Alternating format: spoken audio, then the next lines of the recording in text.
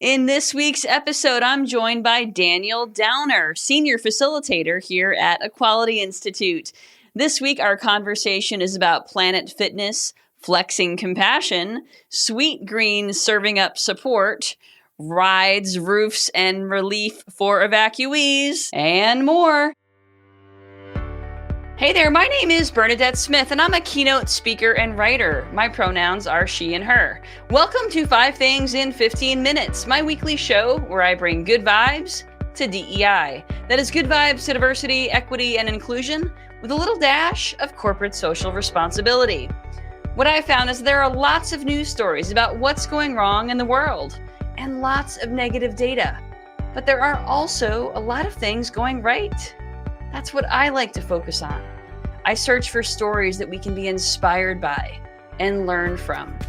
My hope is to inspire you to experiment with some of these actions and policies to help you build a more inclusive world.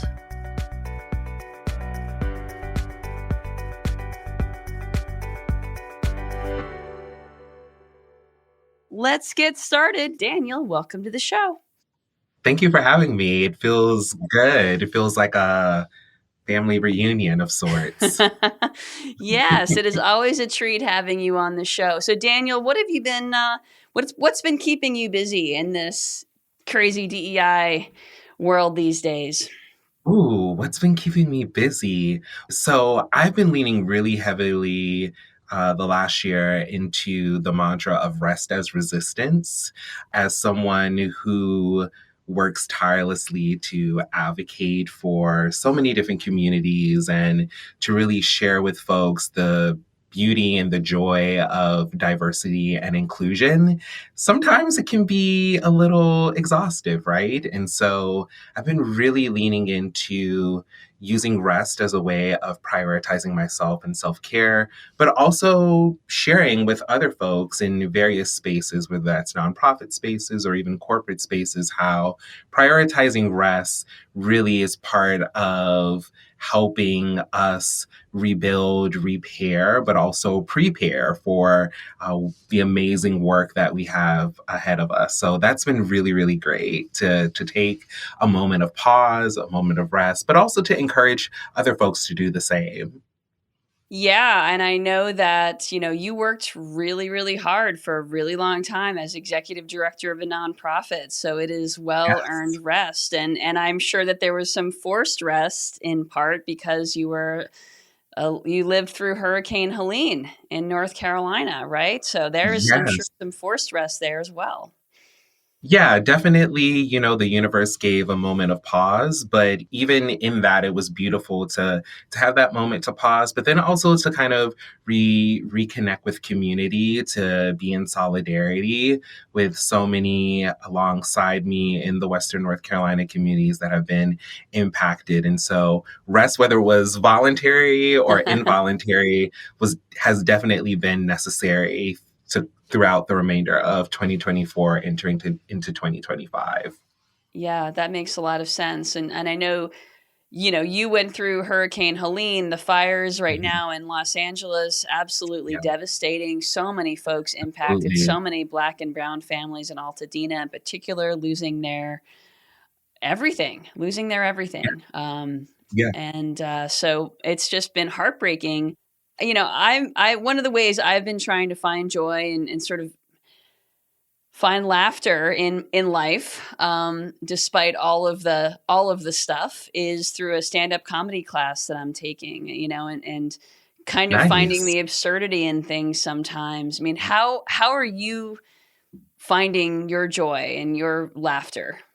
Yeah, I am finding so much joy, really honestly, in community. Uh, Coming from a place, Central Florida being home and having, deep roots in the community was very comfortable. And then relocating to a whole new space, a whole new community was a little bit daunting. But I found so much joy in just connecting with folks who may be similar to me, but also who are different than me. That's been the most exciting part, is cultivating those relationships and those connections. And I even remember saying to a good dear friend of mine during the holiday season how I was in such a posture of gratitude and gratefulness for those connections in that community because it has made the relocation so much easier. It has Mm. made dealing with Helene and just everyday life so much more easier. And so I'm finding so much joy in the community that I'm building Mm. around me, that I am establishing here in my new space, my new home. Yeah, I have certainly found in my past that service brings people together. And when Absolutely. we are Absolutely. asking for help and we're relying on others and when we're giving generously ourselves, it's just bringing people together and we need that so much. So I'm so happy to hear that that's been your experience, Daniel. It makes me Thank you. happy. I had to because of the kind of absurdity of things of the world. I asked ChatGPT to write some jokes about the absurdity of the anti DEI agendas that we have Okay. been hearing about, seeing about clickbait all over the news. I've written about it in Five Things, of course. So here's what ChatGPT's joke is. Some companies are rebranding diversity initiatives as belonging, which is adorable. Like, we're not excluding you anymore. You just belong somewhere else. I think that was pretty good, ChatGPT. Pretty good. Okay. Snaps. Yeah, Snaps for that. you gotta laugh so you don't cry. So Yeah. I Yeah. I hope Absolutely. that Absolutely. one way or another, I hope that everyone gets some laughs this week somehow. All right, well, let's move into this week's good vibes. The first story this week is about the Los Angeles wildfires. So, Planet Fitness is offering free access to showers, locker rooms, Wi Fi, hydro massage loungers, and charging stations for residents and first responders affected by the wildfires. So, this is available at unaffected locations until January 15th. Such a simple thing that means so much. Yeah, absolutely. I think what I find so powerful about this is how it kind of goes beyond the core business of fitness. So I think it's a Mm-hmm. really great example of how corporate social responsibility in action, using an existing infrastructure to really meet immediate community needs, to imagine how much impact other industries could have if they kind of follow this model. And I Mm-hmm. also think it's like a reminder to businesses too, to like the need to think creatively about Yeah. how they can help in emergencies. So like what if we imagined, if there was, something that happened again? What if grocery stores offered free perishables? What Mm-hmm. if tech companies did provide Wi-Fi hubs? The possibilities would be endless Yeah. when community care is actually prioritized. And so I really loved reading about the ways that Planet Fitness was thinking outside of the box and showing solidarity. Absolutely. Planet Fitness actually is also super trans inclusive and they have really advocated for their trans customers. I mean, Mhm. it's a pretty cool company. Yeah. Okay, the second story also comes from the LA wildfires. This is from Sweetgreen, which is delivering meals to first responders, firefighters, and shelter residents. So, Sweetgreen has fast casual salads and grain bowls and stuff, and they're giving out this food and delivering it to all of these folks. And I want to kind of mention this as well. So, in California, many firefighters, potentially as many as a third of firefighters, are actually prison inmates being paid about $5 to $10 a day, putting their lives at risk, fighting these fires. And so, for folks like that in particular, these fresh meals may be especially welcome. Yeah, first let's acknowledge the $5 to $10 a day, talk about an equity issue. Yes. And I think providing meals is just a small step and it really helps to humanize what I think are the very individuals who are putting their lives on the line, who are risking their lives while they're also being underpaid. And once again, it goes to the question, as I was reading this, I was thinking about like, okay, what if companies in different industries leverage their resources to support equity in emergencies, right? We talk Yeah. about like providing meals and shelter or even free transportation to really make a difference. Yeah, absolutely. And you, like you said before, the infrastructure is already there.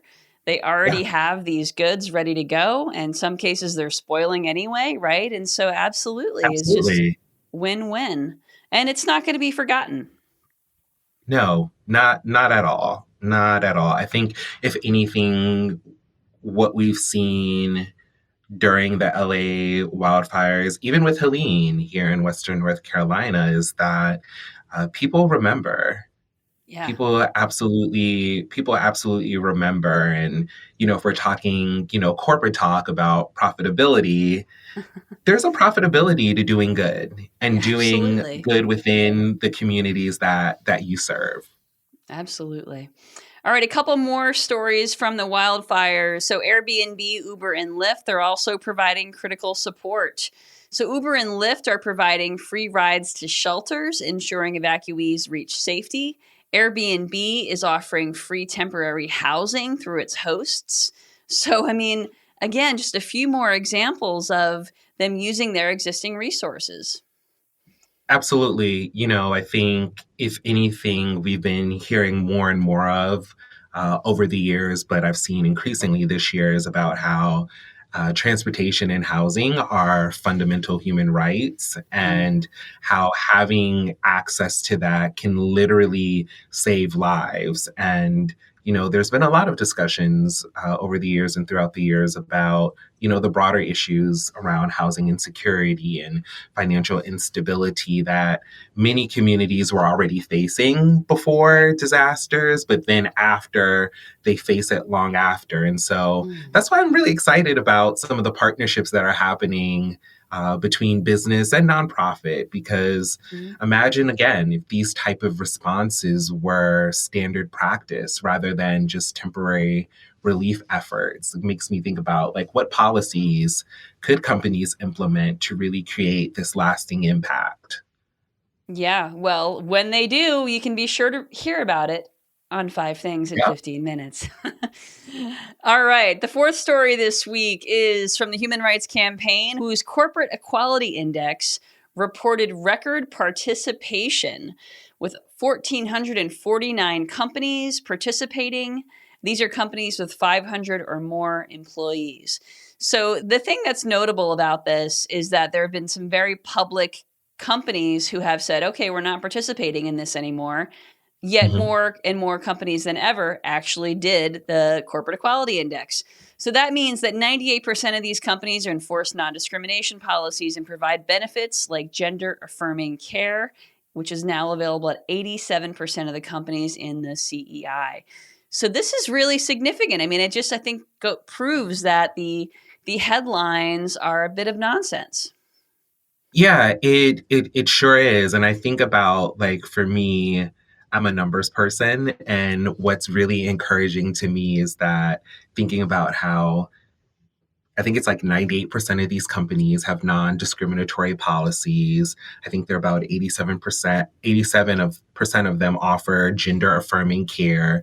Yep. And I always try to tell people, when you put that into perspective, these aren't just numbers, these are actual people. They represent the change that's happening Hmm. in individuals' lives. And so I think it's really beautiful to see.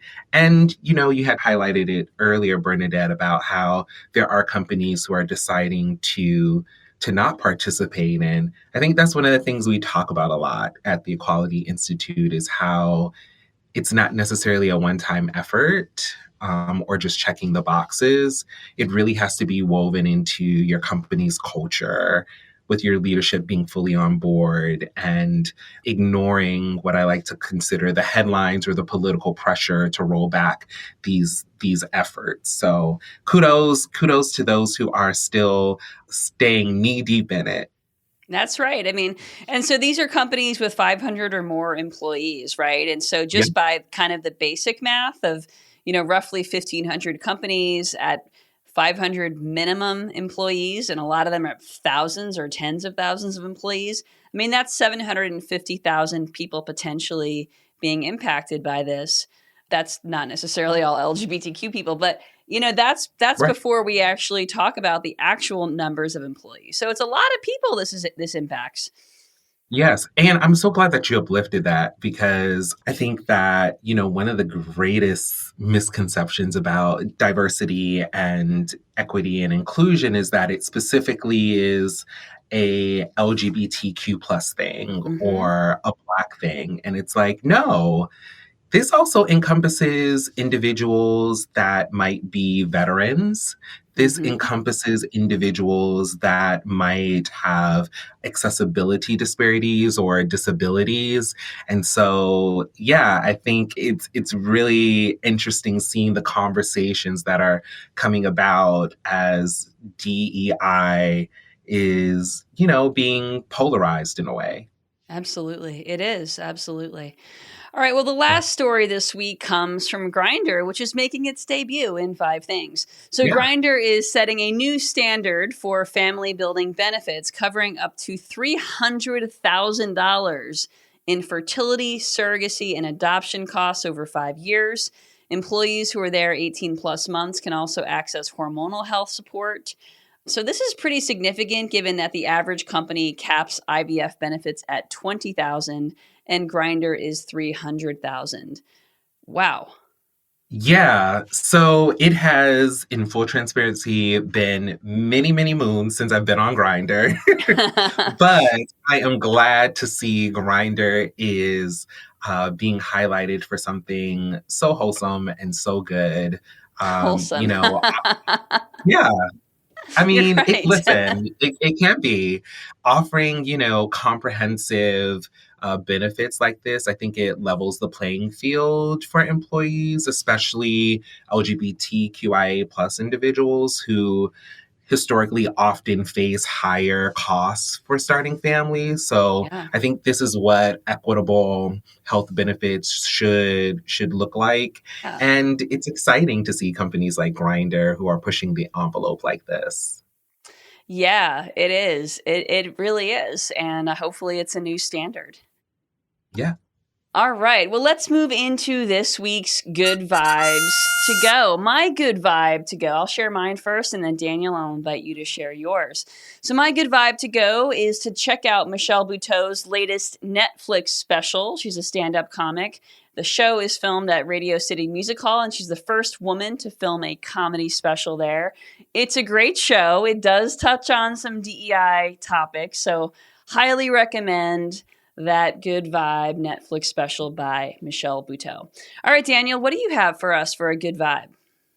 Absolutely. So, I was thinking about a theme that has been kind of like the cornerstone of our conversation, which is like DEI and where is it headed and how is it going to stand with everything that is happening and going to happen.